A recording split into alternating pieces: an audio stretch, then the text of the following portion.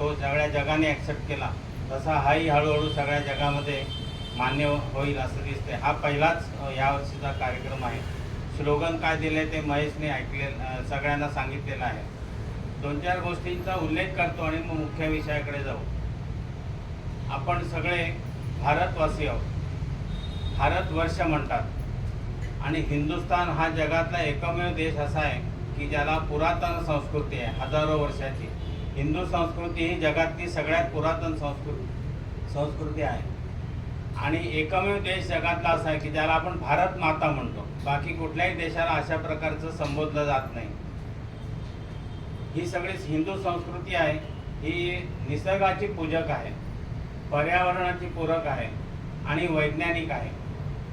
सावरकरांचं एक गीत माहिती असेल, मोक्ष मुक्ती ही तुझी स्वरूपे. त्याप्रमाणे जर जगात मोक्ष किंवा मुक्ती मिळवायची असेल तर भारतातच जन्म घ्यायला लागतो, हे लक्षात घ्या.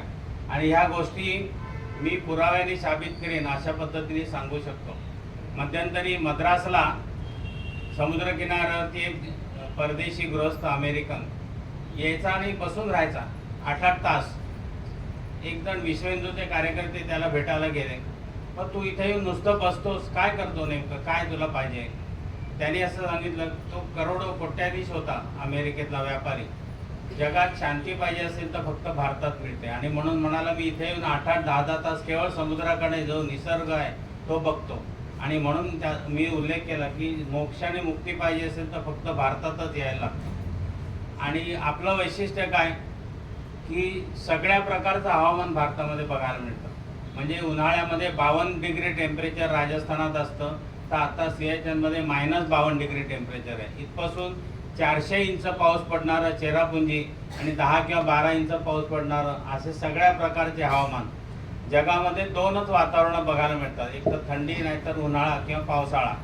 भारताचं वैशिष्ट्य मगाशी उल्लेख केला, 6 ऋतू आपण अनुभवतो. 6 ऋतूंचे 6 सोहळे हे फक्त भारतामध्ये बघायला मिळतं आणि त्यामुळे हे आपलं एक वैशिष्ट्य आहे. आणि दुसरं वैशिष्ट्य असं आहे की ह्या सगळ्या 6 ऋतू, हे सगळं हवामान ह्यानुसार आपल्या इथल्या सगळ्या चालीरीती, वेशभूषा, आहार पद्धती, सगळे सण साजरे करण्याच्या पद्धती ह्याच्यावरती सगळ्या अवलंबून आहेत. आणि ह्याच्या एवढी विविधता जगात कुठेच बघायला मिळत नाही. आणि ह्याचा परिणाम म्हणून आपल्या इथे प्रगल्भ बुद्धी, विज्ञान आणि सगळ्यांना सामावून घेण्याची क्षमता भारतामध्ये आहे. आपल्या असं लक्षात येईल की कुठलाही माणूस भारतात आला की तो आपल्यामध्ये विलीन होऊन जातो, तो वेगळा राहू शकत नाही, कारण आपली ही क्षमता आहे. तिसरी गोष्ट, आजपर्यंत आपण कोणावर आक्रमण केले नाही. जेवढे आक्रमण करणारे आले ते आपल्याच सामावून गेले, परंतु आपण कोणावरही आक्रमण केलं नाही, बळजबरी केलेली नाही. आणि म्हणून ह्या देशाचं हे एक वेगळं वैशिष्ट्य असं आपल्याला लक्षात येईल. तर अशा या सगळ्या भारतवर्षामध्ये वेगवेगळे सण आपण साजरे करतो. त्याला केवळ आपला उत्सव आहे, ढोल वाजवला, ताशा वाजवला एवढ्यापुरतं ते मर्यादित नाही.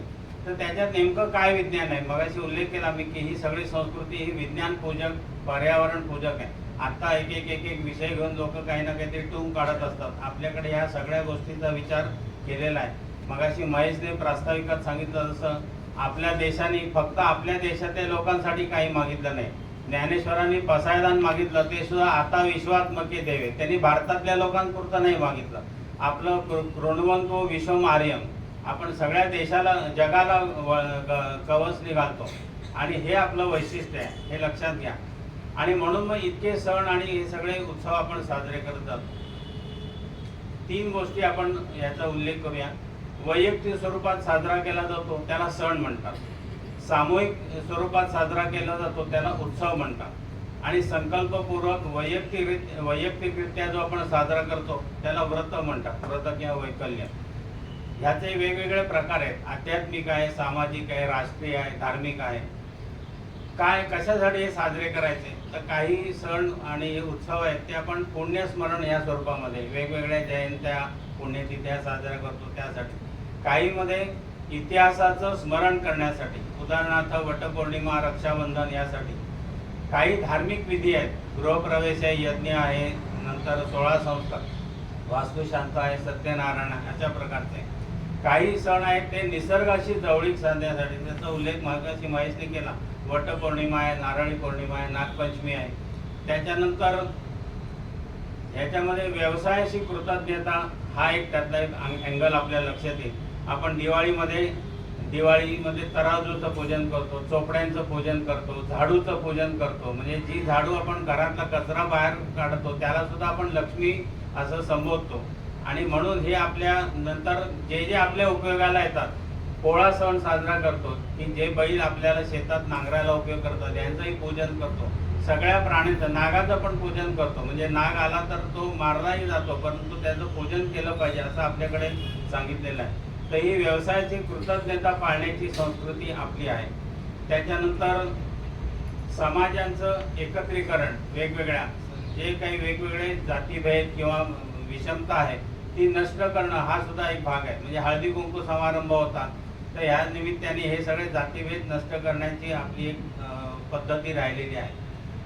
मला आठवतं की आमच्याकडे हळदी कुंकू वगैरे आपले आजकाल सगळ्या घरांमधून कमी झालेलं आहे. पण मी आमच्याकडे जी भांडी घासायला आणि झाडू करायला जी बाई येते, आमच्या मिसेसला सांगतो की हिला हळदी कुंकू लावून जे काही साडी म्हणा अन्य येते ते तिला दिलं पाहिजे.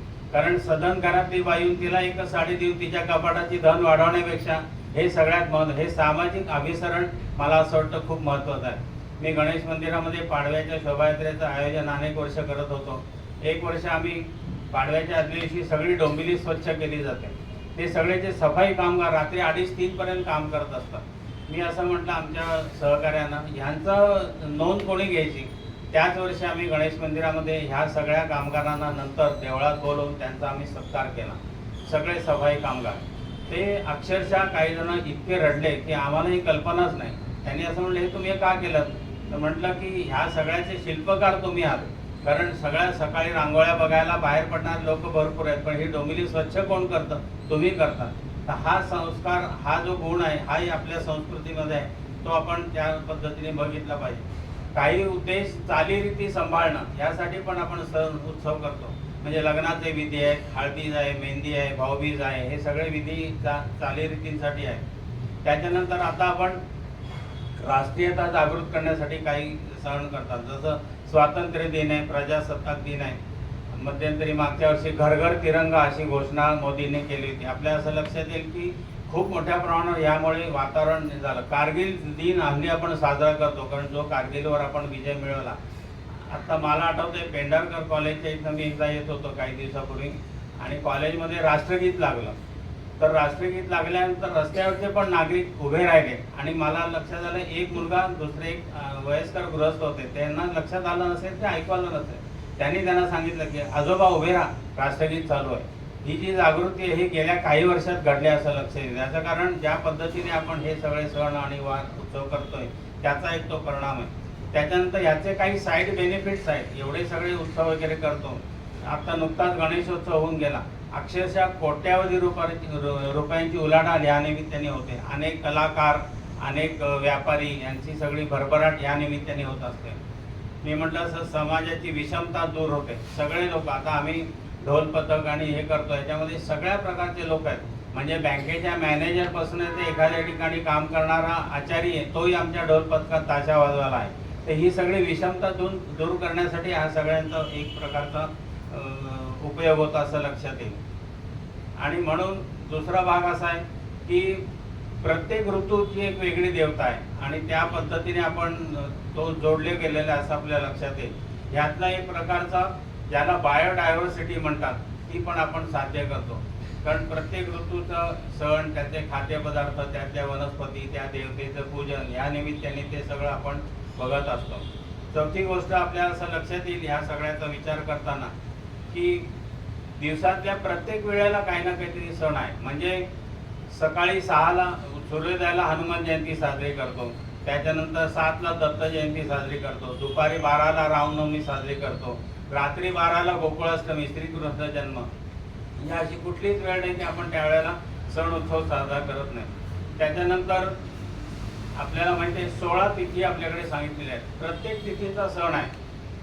क्रमाने सांगायचं झालं तर वर्ष प्रतिपदा पहिला चैत्र पाडवा येतो, यमद्वितीया आहे, अक्षय तृतीया आहे, गणेश चतुर्थी, वसंत पंचमी, चंपाषष्ठी, रथसप्तमी, गोकुळाष्टमी, रामनवमी, विजयादशमी, आषाढी एकादशी, वामन द्वादशी, धनत्रयोदशी, नरक चतुर्दशी, नारळी पौर्णिमा आणि पिठोरी अमावस्या, म्हणजे प्रत्येक तिथीला एक सण आहे, त्याचं एक वेगळं वैशिष्ट्य आहे. अशा पद्धतीने आपण करतो. आपण जर कालनिर्णयाचं कॅलेंडर बघितलं तर प्रत्येक महिन्यातल्या येणाऱ्या एकादशीला नाव दिलेलं आहे, त्याचं एक वेगळं महत्त्व आहे. सगळ्याच्या तपशिलात मी आता जाणार नाही, कारण विषयाची व्याप्ती खूप मोठी आहे. पण आपल्याला माहिती आहे जूनमध्ये येणारी जी आहे ती निर्जला एकादशी आहे. कारण पाऊस चालू होत असतो, पाणी दूषित झालं की अनेक रोगराई येते, म्हणून पाणी कमी प्यायलं पाहिजे असं आपलं शास्त्र सांगतं. त्यासाठी ती निर्जला एकादशी आहे. जुलैमध्ये कामिका एकादशी, ऑगस्टमध्ये पुत्रदा एकादशी, सप्टेंबरला परिवर्तिनी एकादशी, ऑक्टोबरला रमा एकादशी, नोव्हेंबरला प्रबोधिनी एकादशी, डिसेंबरला मोक्षदा एकादशी, जानेवारीला षटतिला एकादशी. जानेवारीमध्ये थंडीचा कालावधी आहे, उष्णता आणि स्नेह पाहिजे म्हणून षटतिला, त्यावेळेला तिळगुळ. संक्रांत पण तेव्हाच येते. फेब्रुवारीमध्ये विजया एकादशी, मार्चला अमलकी एकादशी, त्यावेळेला आवळा मार्केटला येतो. आणि आवळा हा आपल्याला माहिती आहे की दीर्घायू प्राप्त करण्यासाठी चांगलं रसायन आहे, म्हणून अमलकी एकादशी. एप्रिलमध्ये वरुथिनी एकादशी आणि मेमध्ये मोहिनी एकादशी. अशा पद्धतीने प्रत्येक एकादशीला नाव दिलं आहे, त्याचं एक वैज्ञानिक आणि पौराणिक अशी दोन्ही महत्त्व त्या ठिकाणी आहेत. तर ह्या सगळ्याचा विचार आपण या निमित्ताने केला पाहिजे असं मला वाटतं, आणि हा आपण केलेला आहे. म्हणूनच इतकी विविधता आपल्याकडे बघायला मिळते. एक मुद्दा मगास सांगायचा थोडक्यात राहिला, तो म्हणजे ज्या 6 सोहळे आपण बघतो, 6 ऋतू, ह्याच्यामुळे आपल्याकडलं मन पण विकसित आहे. आपण जर अन्य देशात युरोपमध्ये गेलात तर मी म्हटलं असं फक्त थंडी आणि पाऊस, त्यामुळे इंग्लंडमध्ये गेलात तर 2च ऋतू. तुम्ही कुठेही फिरलात युरोपमध्ये 4-5 पदार्थांच्यावर खायचे पदार्थ आपल्याला बघायला मिळणार नाही. आपल्याकडे ह्याच्यामध्ये इतकी विविधता आहे.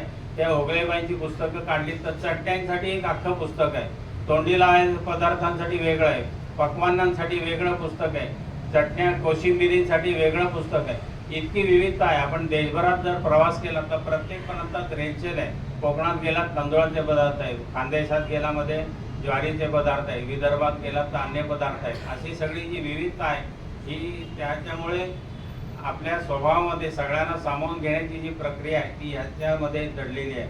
म्हणून सगळ्यात छद्मी आणि जर धूर्त माणूस कुठला असेल तर इंग्रज, ज्यांनी आपल्यावरती राज्य केलं. याचं कारण ते संकुचित आहे आणि आपण सगळे विकसित आहोत. म्हणून मग असे म्हटलं की जर मोक्षमुक्ती मिळवायची असेल तर फक्त भारतातच आपण आलो पाहिजे, हे लक्षात घेतलं पाहिजे. त्याच्यानंतर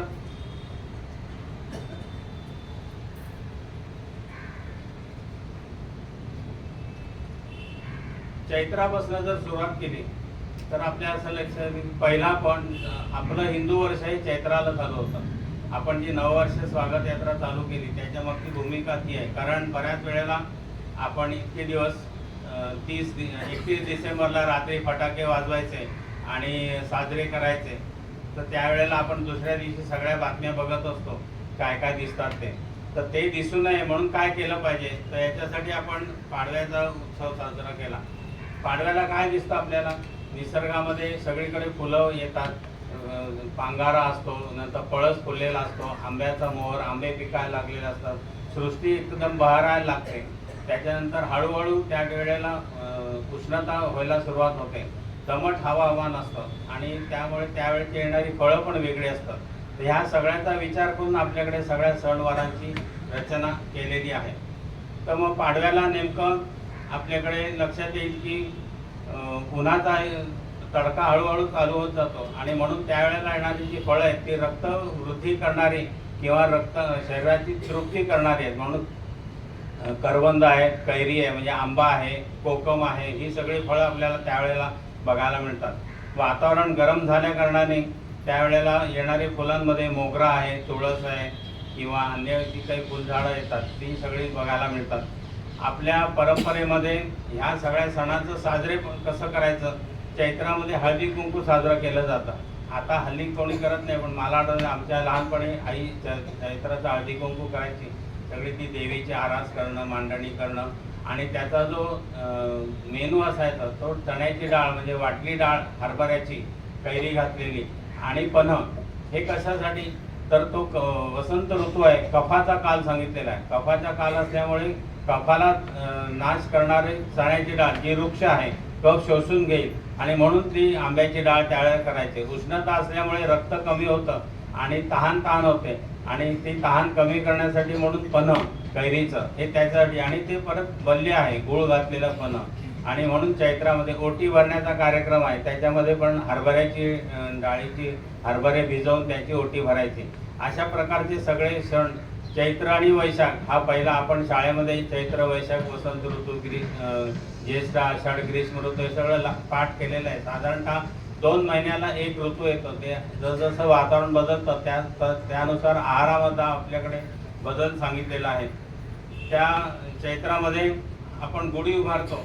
त्या गुढीमध्ये काय काय असतं तर त्या ठिकाणी कडुलिंबाची पानं लावलेली असतात, त्याच्यानंतर गाठी किंवा बत्तासे अडकवलेले असतात. हे कशासाठी आहे? आमच्या लहानपणी मला आठवत आहे की त्या पाडव्याच्या दिवशी वडील ती कडुलिंबाची चटणी करून खायला घालायची. आणि त्यावेळेला दया माया क्षमा शांती हे शब्द आमच्या कोशात नव्हते, त्यामुळे ती चटणी खाल्ली नाही तर त्या दिवशीचा पहिला फटका बसायचा. हे का खायचं तर मगाशी मी म्हटल्याप्रमाणे चैत्राला कफाचा प्रकोप होत असतो. कडुलिंबाचं वैशिष्ट्य आहे की तो शीत गुणाचा आहे, परंतु तो कफनाशक आहे आणि त्यामुळे तो कफ शोषून घेण्याचं काम करतो. आणि म्हणून चैत्रामध्ये 9 दिवस रामनवमीपर्यंत कडुलिंबाची चटणी, त्याच्यामध्ये थोडं धने अन्य पदार्थ टाकून ती बनवायची आणि ती एवढी खाल्ली तर त्यांनी सगळे त्वचा विकार होत नाहीत. त्याच्यानंतर मी म्हणतो तसं कफाचे विकार जे होत असतात ते होत नाहीत. आणि म्हणून ती कडुलिंबाची चटणी जी उन्हाळा असतो त्यामुळे तहान होते, त्यासाठी ते बत्तासे. आता हे बत्तासे वगैरे कोण खात नाही हल्ली, परंतु त्या काळची जी स्थिती होती त्यानुसार ते सगळे पदार्थ बनवलेले आहेत. त्याच्यानंतर रामनवमी येते पाडव्यानंतर. रामनवमी नंतर हनुमान जन्मोत्सव. या वेळेला आपण जो प्रसाद वाटतो तो सुंठवडा असतो. सुंठ, खडीसाखर आणि धन्याची पावडर, त्याचंही वैशिष्ट्य तेच आहे. धने हे शीत आहेत पण कफनाशक आहे. सुंठ तर आपल्याला माहिती आहे, आयुर्वेदात त्याला विश्वभैषज्या म्हटलेलं आहे. जगातलं सगळ्यात चांगलं औषध काय असेल तर सुंठ. अनेक विकारावरती ते वापरता येतं. म्हणून सुंठ, खडीसाखर आणि धन्याची जी चटणी म्हणजे सुंठवडा केला जातो तो मारुती जन्माला रामनवमीला रोज खाल्ला तरी कफाचे विकार होत नाहीत. अग्नी प्रज्वलित होतो, कारण ह्या सगळ्या उष्णतेमुळे अग्निमांद्य होत असतात. ते होऊ नये म्हणून ह्या पद्धतीची सगळी रचना त्या सणवारांना धरून ती केलेली आहे. आपण त्याचं महत्त्व केलं पाहिजे. माझ्याकडे दवाखान्यात अनेक माझे पेशंट असेल काहीतरी घेऊन येत असं, मी त्यांना आलेपाक घेऊन या, सुंठवडा घेऊन या, कारण तो मी लोकांनाही देता येतो, मलाही खाता येतो. म्हणजे हे सगळं परस्पर आरोग्य टिकलं जातं. काहीतरी गोळ्या चॉकलेट करण्याविषयी हे केलं पाहिजे. त्याच्या मागचं जे विज्ञान आहे ते आपण समजून घेतलं पाहिजे. चैत्र गेल्यानंतर मग ज्येष्ठ आषाढ येतो, वडपौर्णिमा येते. आता वडपौर्णिमेला सुद्धा मगाशी मी म्हटल्याप्रमाणे की लोक बायकात ते वडाच्या झाडाच्या फांद्या येऊन घरी आणतात आणि पुजतात. आपली संकल्पना आहे निसर्गामध्ये गेलं पाहिजे. वडाचं वैशिष्ट्य आहे की दीर्घजीवी वृक्ष कुठला आहे तर वटवृक्ष आहे. ओझोन आणि ऑक्सिजन सगळ्यात जास्ती देणारा वृक्ष वट आहे. स्त्रियांच्या विकारावरचं सगळ्यात चांगलं औषधी देणारं वनस्पती असेल तर ती वड आहे. वडाचा उपयोग हा कुसंवनासाठी होतो. आता कायदा जरी आला असेल ते पुरुष संतती पाहिजे असेल तर वटांकुराचा उपयोग आयुर्वेदाने सांगितलेला आणि हे प्रयोगांती सिद्ध झालेलं आहे. म्हणून वडाची पूजा महिलांनी का करायची तर हे सगळे त्याच्या मागचं विज्ञान आहे. आणि त्या काळीला स्त्री बाहेर नव्हती पडलेली, आता स्त्री घराच्या बाहेर पडलेली आहे. आणि म्हणून मग त्यानिमित्ताने त्या महिलांना घराच्या बाहेर पडायला यायचं, एकमेकांशी बोलणं आणि सगळ्यांचा संपर्क सहवास हा एक त्यातला हेतू सगळ्यात महत्त्वाचा होतो. आणि म्हणून वडाचा उपयोग त्याच्यासाठी आहे. त्याच्यानंतर आषाढामध्ये मगाशी वर्णन केलं महेशने की पाऊस भरपूर यायला लागतो. त्या पावसामुळे सगळं वातावरण दमट होऊन जातं. मुख्य म्हणजे अग्नी सगळा मंद होऊन जातो. अग्नी मंद झाल्यामुळे होणारे सगळे विकार जे आहेत ते त्या पोटपचनाशी रिलेटेड असतात. त्याच्यामुळे आषाढामध्ये आपल्याकडे मगाशी सांगितलं आषाढ भाजावा, आषाढ उपासावा श्रावण, उकडावा भाद्रपद आणि तळावा अश्विन.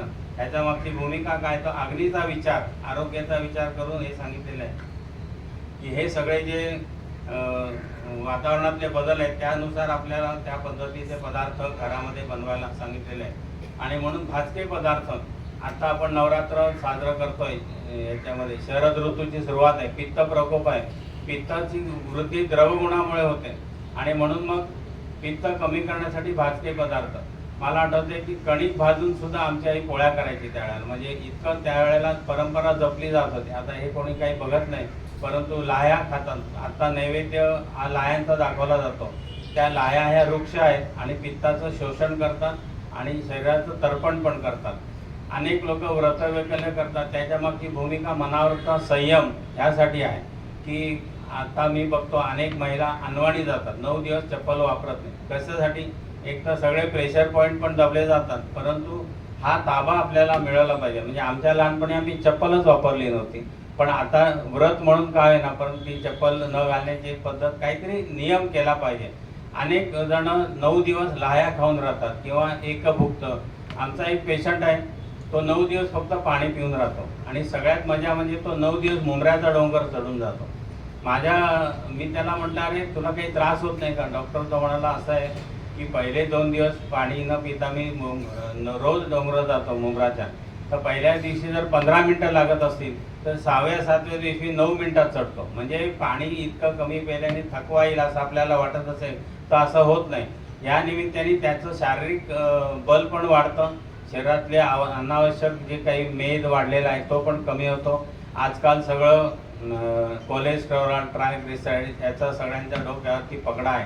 लाह्या वगैरे खाल्लं की हे कमी होतं. 30-35 किलो वजन केवळ लाह्यांवरती मी कमी केलेले अनेक पेशंट आहेत. त्यामुळे याच्यात व्रत का करायचं आणि हेच पदार्थ का खायचं? तर तेवढ्यासाठी भाजक्या पदार्थामध्ये भाजणीचं थालीपीठ आहे.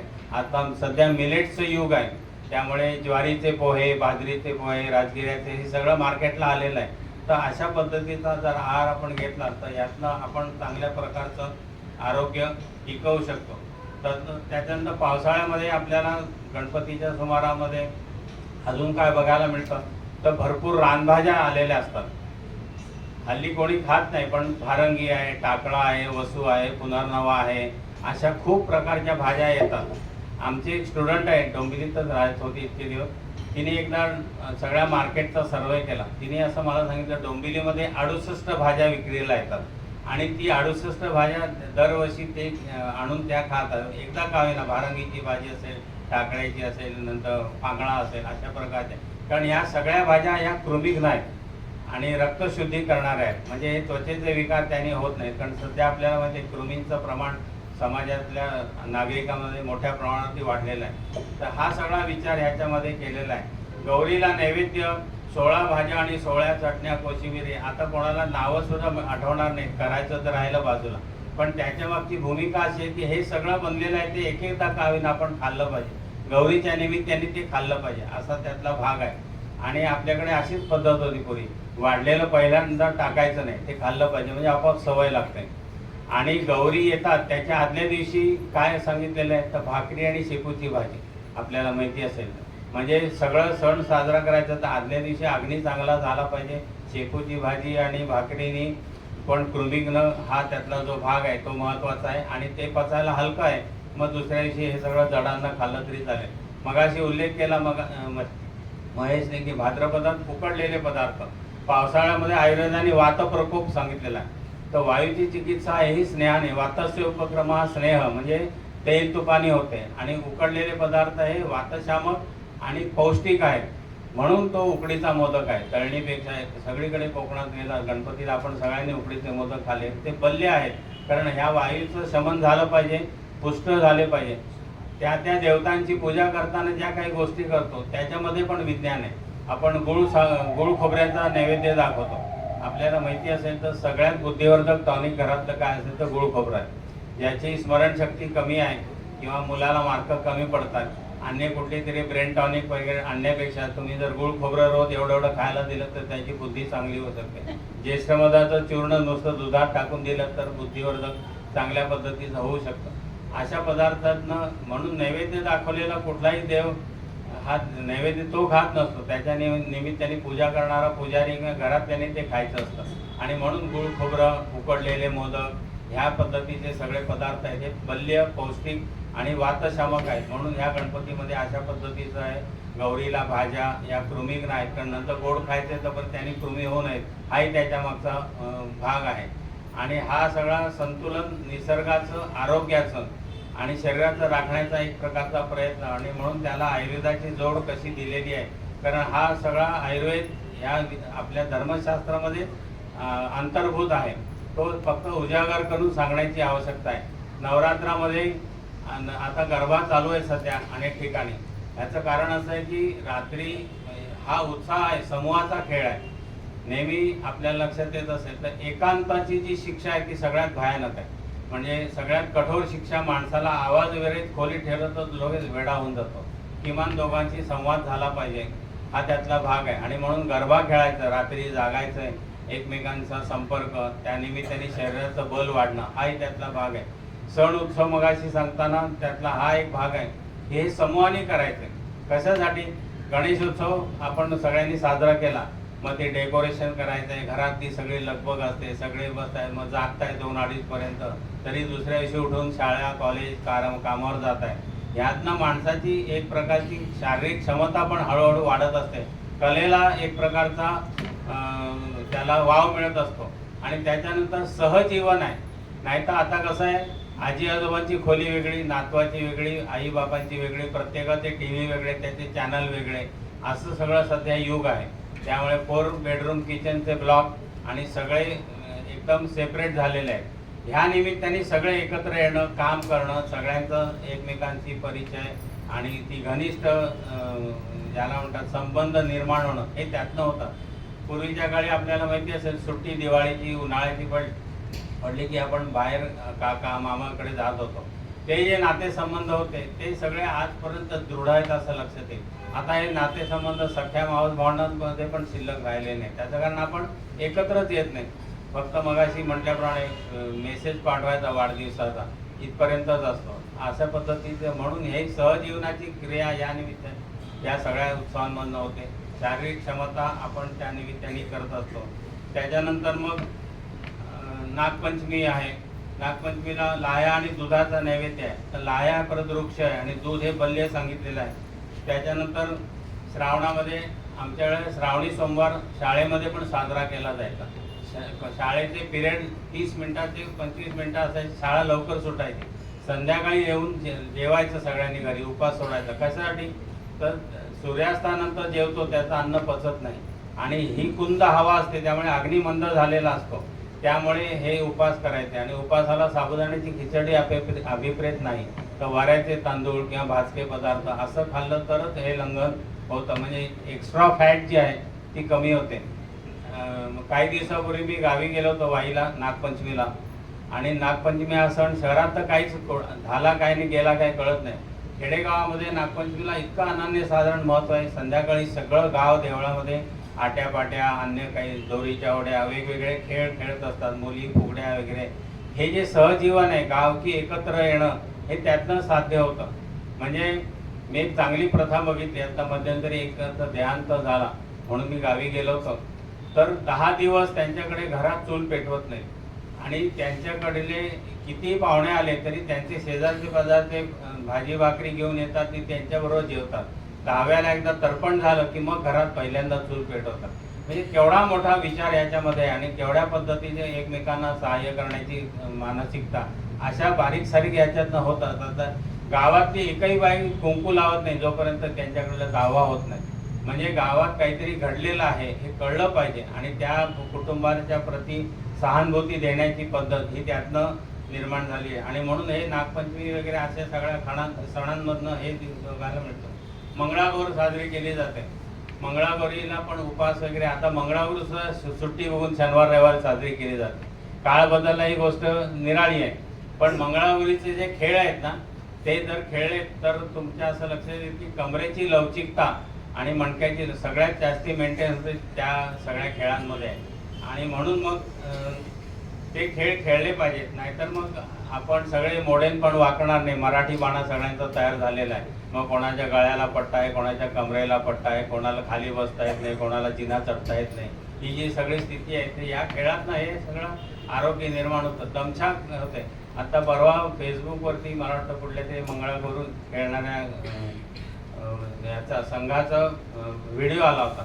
त्या 2 वयस्कर महिला होत्या, मला वाटतं तरी त्यांचं 55-60च्या असतील. बसफुगडी घालत होत्या. इतकी ॲक्टिव्ह, म्हणजे 55-60ला सुद्धा बसफुगडी घालणं ही साधी गोष्ट नाही. हे त्या खेळांमधनं साध्य होतं. ही शरीराची लवचिकता आणि शरीराची क्षमता त्यातनं निर्माण होते. एक आता अशी म्हण आहे, कार लिफ्ट सोफा कमोड असं कल्चर आलेलं आहे. कार लिफ्ट सोफा कमोड असं कल्चर आहे. याच्यामुळे मॉडर्न पण वागणार नाही, कारण आम्ही कारमधनंच प्रवास करणार. आम्ही कधी अन्य प्रवास केला नाही, चालायची माहीत नाही, लिफ्टमधनंच वरती जाणार, जिने चढणार नाही, सोफ्यावर बसायचं त्यामुळे कमरेच्या मणक्याला बाकच आलेला आहे, कमोडवर बसायचं त्यामुळे गुडघे वाकत नाहीत. असं सगळं कल्चर आल्या कारणाने हे सगळे प्रॉब्लेम शहरात निर्माण होतात. ते जर घालवायचे असतील तर ह्या परंपरा जर आपण जोपासल्या तर मला वाटतं त्याचा चांगला उपयोग बघायला मिळेल. नारळी पौर्णिमा येते, नंतर नारळी भात केला जातो. ते नारळ हा सुद्धा पौष्टिक, बुद्धिवर्धक आणि बल्य सांगितलेला आहे, आणि म्हणून तो नारळी भात त्याच्यामध्ये अन्य पदार्थ सगळे करून खायला सांगितले. गणपतीमध्ये पंचखाद्याचा नैवेद्य असतो. आता हल्ली आमच्याकडे आमच्या लहानपणी खिरापत आई करायची पंचखाद्याची, हल्ली कोणी करत नाही. त्याच्यामध्ये खारीक, खसखस, किसमिस, खोबरं आणि खडीसाखर हे पाचही पदार्थ परत बुद्धिवर्धक आहे, तर्पण करणारे आहे आणि वातशामक आहे, बुद्धी आणि शक्ती दोन्ही देणारे. तर ह्याच्यासाठी ते पंचखाद्य. आता हल्ली आपण काही ना काहीतरी वेगवेगळे पदार्थ, नाही तर मग कुठेतरी काहीतरी विकत आणून ठेवले असं हल्ली ते झेप्टो, टेम्टो, काहीतरी टोमॅटो, झोमॅटो सगळे बोलवले की येतात त्याच्यात नाही येतात. त्याच्यानंतर पितृपंधरवडा नुकताच साजरा झाला. मगाशी म्हटलं पितृपंधरवड्यामध्ये सुद्धा आपल्याला माहिती असेल तर तांदूळाची खीर, कारली, वडे आणि कोकमाची चटणी. हेच का बनवलं तर ह्या पितृपंधरवड्यातलं जे वातावरण आहे त्याच्यामधलं सगळ्यात महत्त्वाचा भाग आहे. त्याच्यामध्ये जे पदार्थ आहेत त्यातली तांदूळाची खीर ही त्यातली पौष्टिक आहे, ती वातशामक आहे. पित्ताचा हळूहळू शरद ऋतूकडे झालेला आहे, ते पित्त शमन करण्यासाठी. म्हणून कोकमाची चटणी त्याला सांगितली, कारल्याची भाजी ही तेवढ्यासाठी सांगितलेली आहे. तर म्हणून ते पदार्थ आहेत. भाजणीचे वडे तळलेले, त्यावेळेला दही त्याच्याबरोबर, पितृपंधरवडा म्हणून ते आपण करतो. म्हणजे ह्या सगळ्या गोष्टींचा जर विचार केला तर आपल्या असं लक्षात येईल की टेस्ट बी आणि हेल्थ बी, की चव पण आहे आणि आरोग्य पण आहे. त्यामुळे ह्याचा समन्वय आपल्याला साधता आला पाहिजे. त्याच्यानंतर नवरात्री आता चालू आहे.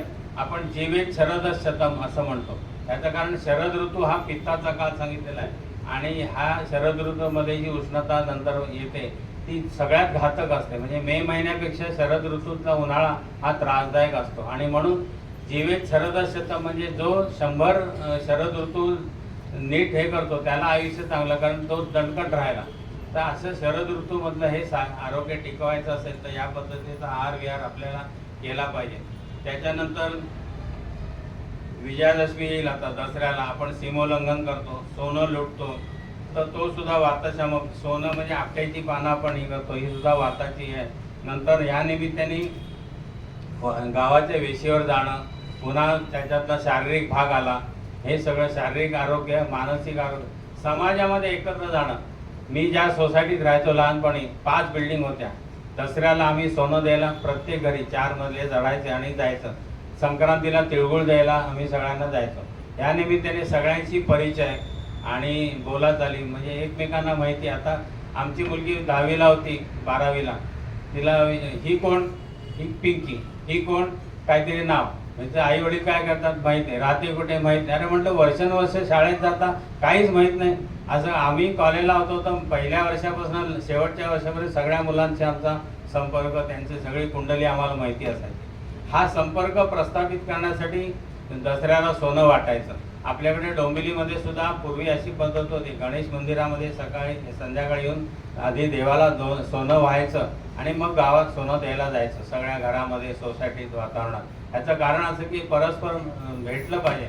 मी आता असं बघितलं आहे की सत्यनारायणाची पूजा करतात आणि मग आम्ही घरातल्या घरात केली.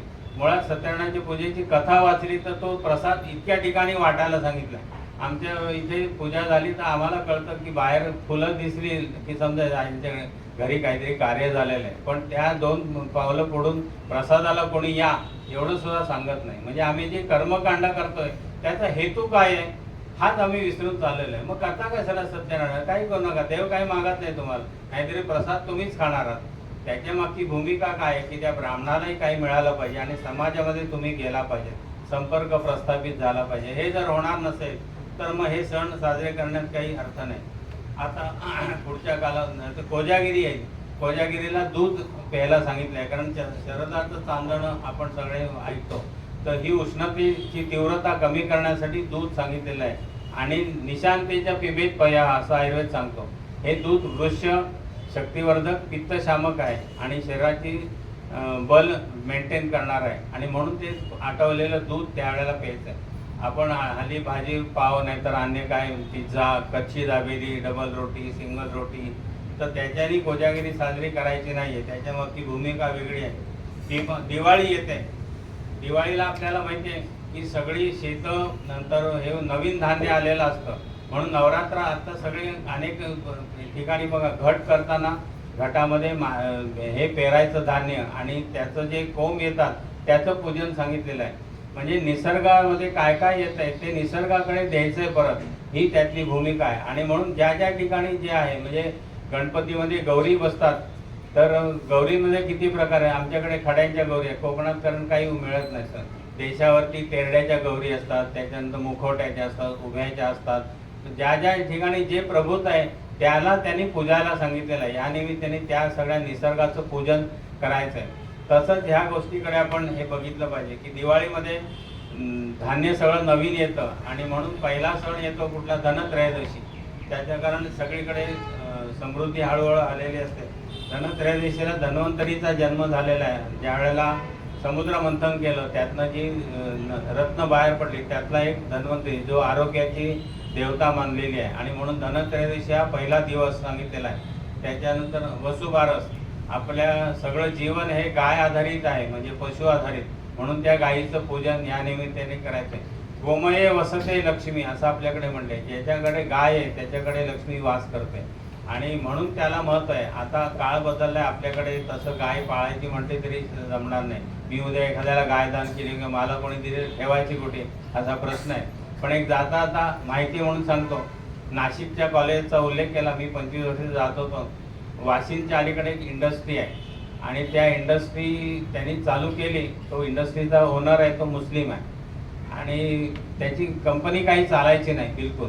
त्याची मुलगी आणि एक दुसरी मुलगी नाशिकला हॉस्टेलला एकत्र असायचे. फी भरताना काही अडचण येत होती. ती म्हणाली मला फी जमणार नाही, वडिलांची फॅक्टरी चालत नाही. काय प्रॉब्लेम आहे, असं आहे. म्हणाले माझे वडील हे वास्तुशास्त्रज्ञ आहेत, म्हणजे वास्तूचं बघतात. तुझं जर असेल इच्छा किंवा तुला वाटत असेल तर त्यांना तू सांग. पण ती त्या वडिलांकडे गेली आणि ते म्हणाले ठीक आहे. तर ते त्या फॅक्टरीमध्ये त्यांना घेऊन आले. ही जी मुलगी होती ती ब्राह्मण होती आणि तिची मैत्रीण होती ती मुस्लिम होती. त्यांनी ते सगळं परीक्षण केलं आणि परीक्षण केल्यानंतर ते म्हणाले तुम्हाला एक साधा उपाय सुचवतो, इथे तुम्ही गाय पाळा. तशी ते म्हणाले गाय पाळा, आता हे मुसलमान तुम्हाला जमतंय का बघा. ते म्हणाले नाही करीन मी. त्यांनी गाय पाळली आणि आता तुम्हाला सांगतो की ती फॅक्टरी इतकी धबाधबा चालते. माझी आणि त्या गृहस्थाची भेट झाली उल्हासनगरला. एक मोठी गोशाळा आहे, तिथे तो दरवर्षी काही लाख रुपये गोशाळेला दान करतो, कारण त्या गोशाळ्यातनं तो गाय ती घेऊन गेला होता. आणि आता त्यांनी 8-10 गायी तिथे पाळलेल्या आहेत. त्याचं कारण गोमये वसते लक्ष्मी. गायीचा वास जिथे आहे तिथे सगळं आरोग्य चांगलं. जो पशूंच्या सान्निध्यात राहतो त्याला इन्फेक्शियस डिसीज होत नाहीत, आपल्याला माहिती असेल तर. जेवढे संसर्गजन्य आता सगळे बर्ड फ्लू आहे, आपण सगळ्या कोरोना बंद केलं, हे सगळे डिसीज आहेत. हे तुम्ही जर गाय म्हशींच्या गोठ्याच्या संपर्कात असाल तर तुम्हाला होत नाहीत, हे असं सिद्ध झालेलं आहे. आणि म्हणून वसुबारसला गायीचं पूजन का करायचं त्याच्यामागची ही भूमिका आहे. त्याच्यानंतर तुळशी विवाह आहे, नरक चतुर्दशीला आहे, अभ्यंग स्नान. आता आपण फक्त कालनिर्णयावरती वाचतो. डोंबिवलीत अभ्यंग सुद्धा आता न करणारे अनेक महाभाग आहेत. अनेक वेळा डोंबिवलीत पाणी पण नसतं, ही अनेकांची अडचण आहे. पण आयुर्वेदाने काय सांगितलं की आता हळूहळू सगळं थंडीचं वातावरण येणार आहे, वृक्षता यायला लागते हवेत. म्हणून अभ्यंगम आचरित नित्यम स जराश्रम वाता असं सांगितलेलं आहे की ह्या वायूचं शमन होतं, हाडांची बळकटी येते आणि दीर्घायुष्य प्राप्त होतं. म्हणून अभ्यंगाचं महत्त्व आहे. आता हल्ली तेल लावणं ही माहिती, डोक्याला तेल नाही, कानाला तेल नाही, मग केस गळलं की आणो फेअर ऑइलची 200ची बाटली आम्ही आणतो. पण रोज तेल लावलं तरच केस गळायचे थांबतील, तरच डोकं शांत राहील. कोंडा तेल लावल्याने होतो हा भ्रामक समजूत आहे. एक लक्षात आहे, कोंडा म्हणजे ड्रायनेस असतो. तेल लावल्याने ड्रायनेस वाढेल का, ड्रायनेस कमी होईल. त्यामुळे तेल लावल्याने कोंडा वाढत नाही, तर तेल न लावलं तर कोंडा 100% होतो. त्यामुळे वेगवेगळ्या प्रकारची तेलं वापरली तर केसांचे विकार होत नाहीत आणि आरोग्य. आयुर्वेदाने सांगितलं शिरश्रवण पादेशुतम विशेषणशील आहे. काही नाही तर किमान डोक्याला तेल लावा, कानात तेल घाला, तर आरोग्य चांगलं राहतं. ह्या सगळ्याचा हे जे विज्ञान आहे हे आपण समजून घेतलं पाहिजे. मगाशी सांगितलं तळावा अश्विनं, ह्या दिवाळीमध्ये सगळे तळलेले पदार्थ आपण खातो. कडबोळी, चकल्या, त्याच्यानंतर शंकरपाळे, लाडू. कारण थंडी, शिशिर ऋतू चालू झालेला असतो, अग्नी भरपूर आहे, त्यामुळे हे बल सगळं प्राप्त करण्यासाठी हे पदार्थ खायचे. आता 12 महिने हे सगळे पदार्थ मिळतात, पण पूर्वीच्या काळी अशी पद्धत नव्हती. दिवाळी त्या वेळातच हे सगळे पदार्थ खायला मिळायचे. मला आठवत आहे आम्ही संघाच्या माध्यमातून महिनाभर हे फराळाचे कार्यक्रम करत असायचो, कारण एरवी नसायचं. मग रोज एकेकाच्या घरी धाड टाकायचे आणि चकल्या, लाडू, चिवडा जे काय असेल ते खायचं. तर त्याच्यामागचं हे विज्ञान आहे. तेव्हा तळलेलं का खायचं, तर ते स्नेहयुक्त आहार घेतला पाहिजे आणि दिवाळीत किती क्षमता आहे म्हणून घेतलं पाहिजे. तुळशी विवाह येतो नंतर, त्यावेळेला आवळा मार्केटला आलेला असतो. च्यवनप्राश आपण जे खातो ते आवळ्याचं वैशिष्ट्य आपल्याला माहिती असेल, तर आवळा तुम्ही टेबलवर काढून ठेवलात तर महिनाभर राहिला तरी तो फार फार तर जरा आकुंचन पावतो, तो सडत नाही. म्हणून तो जो स्वतः दीर्घकाळ सृष्टीमध्ये अस्तित्व टिकवतो ते पदार्थ आपल्याला अस्तित्व देऊ शकतो, म्हणून तो च्यवनप्राश आहे. रोज एक आवळा नुसता खाल्ला तरी सुद्धा तुम्हाला ताकद येईल आणि अनेक प्रॉब्लेम त्यातले नाहीसे होऊ शकतात. त्यामुळे तुळशी विवाहाला ह्या आवळ्याचं जो निर्मिती आहे ते बघितलं पाहिजे. हेमंत ऋतूमध्ये आवळी भोजन आपल्याकडे सांगितलेलं आहे. त्याच्यानंतर जानेवारीला संक्रांत येते. तिळगुळ, गुळाच्या पोळ्या, तूप भरपूर खायला पाहिजे, कारण स्नेहयुक्त आहार पाहिजे, उष्ण पाहिजे. बाजरीची भाकरी, आपण भोगीची भाजी करतो, त्यातले पदार्थ सगळे हे सगळे बलवर्धक, ताकदीला चांगले आहेत आणि स्नेहयुक्त आहेत, म्हणून ते त्यावेळेला खायचे. आमच्याकडे घाटावरती अशी पद्धत आहे की भाकरीचं पीठ जे भिजवतात ते उसाच्या रसात भिजवायचं, म्हणजे अजून चांगलं. आणि त्याच्यावर डाळ्याची चटणी, हे त्या पद्धतीने. तुम्ही खानदेशात गेलं तर बाजरीची भाकरी आहे, वांग्याचं भरीत. इकडे कोकणात गेलं तर पोपटी करतात या हिवाळ्यामध्ये. आपल्या पोपटी म्हणजे मडक्यामध्ये भांबुर्डीचा पाला, त्याच्यामध्ये वालाच्या शेंगा, तुरीच्या शेंगा, गाजर हे सगळं टाकून ते उकडायचं आणि ते उकडलेलं खायचं. हे इतकं पौष्टिक आहे, त्वचाविकारांमधलं उत्कृष्ट औषध आहे. तर असे अनेक सगळे जे काही परंपरा, सण आहेत त्याच्यामधलं मागचं हे विज्ञान आहे, ते आपण सगळे विसरलेलं. ही वांग्याची भरीत आणि खिचडी ह्याच्यात धुंधुरमासाचा कार्यक्रम या सुमारास केला जातो. आता तो फक्त संघवाले करतात, बाकी कोण करत नाही. तर धुंधुरमास एक तर थंडी खूप असते, त्यामुळे सकाळी भूक लागलेली असते, त्यामुळे वांग्याचं भरीत, चांगली बाजरीची भाकरी किंवा खिचडी गरम गरम, ही बल वाढवण्यासाठी शक्ती. कुठलंही टॉनिक, बी कॉम्प्लेक्स इंजेक्शन नको, न्यूरोबियांच्या गोळ्या खायला नको. हे खाल्लं तर वर्षभर आपल्याला काही आजारपण येत नाही, हे आपण लक्षात घेतलं पाहिजे. आणि म्हणून या सगळ्या सणवार साजरे करण्यामध्ये अशा पद्धतीने त्याच्या आरोग्याचा विचार आपण केलेला आहे. मगाशी उल्लेख केला की आपण संपूर्ण विश्वाचा विचार करतो, आणि म्हणून सर्वेपि सुखिनः सन्तु सर्वे सन्तु निरामया सर्वे भद्राणि पश्यन्तु मा कश्चित् दुःखमाप्नुयात्, असे आपले शांती मंत्र आहे. त्याच्यामध्ये सुद्धा आपण सर्वे भवन्ति सुखिनः, सगळ्यांनी सुखी राहायला पाहिजे, आणि सर्वे भद्राणि पश्यन्तु अशी आपली प्रार्थना आहे. मला असं वाटतं की आजच्या व्याख्यानाच्या उपलब्ध वेळामध्ये या सगळ्या सणवारांचं एक ज्याला धावती म्हणजे रनिंग कॉमेंट्री असं शब्दात सांगण्याचा मी प्रयत्न केलेला आहे. आपण या ठिकाणी शांतपणे ऐकून घेतलं त्याबद्दल आपल्याला धन्यवाद. आणि या वास्तूमध्ये इथे व्याख्यान करायला परमिशन दिली त्याबद्दल सरखोतबाईंना पण मनपूर्वक धन्यवाद.